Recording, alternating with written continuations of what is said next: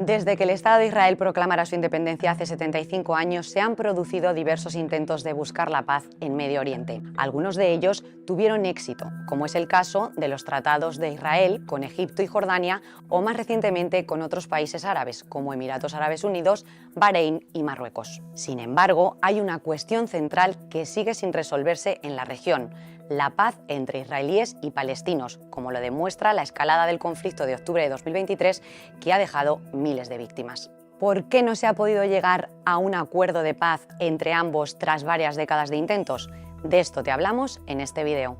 Para comenzar, vamos a resaltar algunos de los principales obstáculos que se han interpuesto entre israelíes y palestinos y que nunca se han resuelto. El destino de los asentamientos israelíes en territorios palestinos ocupados después de 1967, el derecho al retorno de los refugiados palestinos, la interrupción de la violencia, la creación de un Estado palestino en la región, la división de Jerusalén entre ambos y la delimitación exacta de las fronteras de Israel, no solo con los territorios palestinos, sino también con Líbano y Siria. Pasemos a hablar sobre las diversas iniciativas de paz y las razones de su fracaso. La primera de ellas, y quizá la más influyente hasta la fecha, es la Resolución 242 del Consejo de Seguridad de Naciones Unidas, propuesta poco después de la Guerra de los 6 días de junio de 1967.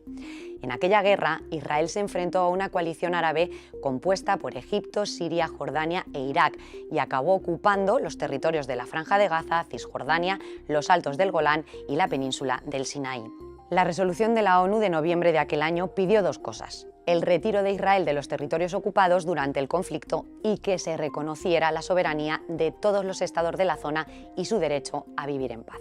Esta doble propuesta, que se conocería como Tierra por Paz, serviría de guía en las negociaciones hasta el día de hoy. ¿Pero de qué territorios se tenían que retirar las tropas israelíes? ¿De todos o solo de una parte? Este fue precisamente el punto débil de esta resolución de la ONU, ya que nunca lo dejó claro. Para los palestinos, la resolución exigía la retirada total de todos los territorios ocupados, mientras que para los israelíes la cantidad de territorios era algo que se negociaría en el futuro. La falta de consenso en este punto fue fundamental para el fracaso de la resolución 242, que no logró traer la paz a la región. Pero 12 años después se produjo uno de los mayores avances para la paz en Medio Oriente: los llamados Acuerdos de Camp David, concertados en Estados Unidos.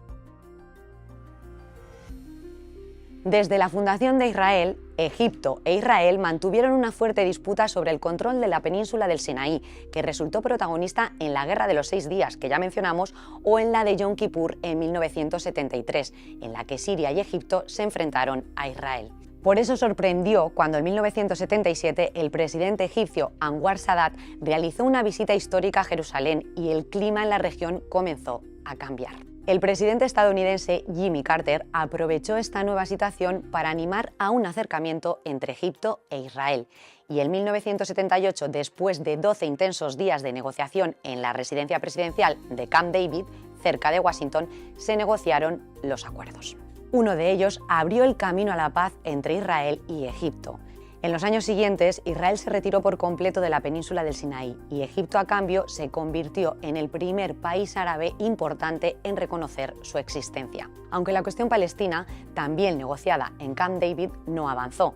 Los palestinos no aceptaron la propuesta de crear autoridades autónomas en Cisjordania y Gaza. 3 años después de Camp David, el presidente egipcio Anwar Sadat fue asesinado por un grupo de extremistas árabes que se oponían al acuerdo. La siguiente gran iniciativa tuvo lugar en 1991, al final de la Guerra Fría, cuando Estados Unidos y la Unión Soviética celebraron una conferencia en Madrid. El objetivo era lograr que otros países árabes siguieran el ejemplo de Egipto y firmaran tratados de paz con Israel. Pero Jordania fue el único país que continuó este proceso, que culminó con la paz con los israelíes en octubre de 1994. Siria y el Líbano no aceptaron un acercamiento con los israelíes, algo que no ha cambiado hasta el día de hoy. Por su parte, los palestinos no participaron oficialmente con una delegación en la Conferencia de Madrid, pero las conversaciones secretas iniciadas en esta conferencia dieron lugar al siguiente gran paso en las relaciones entre ambos pueblos. Son los Acuerdos de Oslo de 1993 que deben su nombre a la capital noruega, pues allí se produjeron las negociaciones. Por primera vez en la historia hubo un reconocimiento mutuo entre Israel y la Organización para la Liberación Palestina, la entidad liderada por Yasser Arafat que representaba a los palestinos. Se llegó a un acuerdo en septiembre de ese año en la Casa Blanca durante el primer mandato del entonces presidente estadounidense Bill Clinton, con un apretón de manos entre Arafat y el primer ministro israelí Yitzhak Rabin. El acuerdo de paz llevó a la creación de un autogobierno palestino, la llamada Autoridad Palestina, con el objetivo de servir de autogobierno interino por 5 años, mientras las negociaciones resolvían las cuestiones centrales pendientes del conflicto. El acuerdo también estipulaba que las tropas israelíes se retiraran por etapas de Cisjordania y Gaza. Sin embargo, los acuerdos de Oslo solo se han aplicado parcialmente y Hamás y otros grupos palestinos no los aceptaron. Y entre los israelíes también hubo oposición por parte de grupos liderados por colonos asentados en los territorios ocupados. Además, el primer ministro Yitzhak Rabin fue asesinado en 1995 por un estudiante israelí de extrema derecha que se oponía a estos acuerdos. Al asesinato de Rabin le siguieron las elecciones del 96, donde llegó al poder el primer ministro Benjamin Netanyahu, quien provenía del partido Likud, que históricamente se habría opuesto a la creación de un Estado palestino y a la retirada de los territorios ocupados. Ante el temor por el colapso del proceso de paz, el siguiente gran intento ocurrió en el año 2000 con una nueva conferencia en Camp David, a petición del entonces presidente estadounidense Bill Clinton. Las negociaciones abordaron cuestiones como las fronteras, el estatus de Jerusalén y los refugiados palestinos. Sin embargo, no se logró ningún acuerdo sobre estos puntos.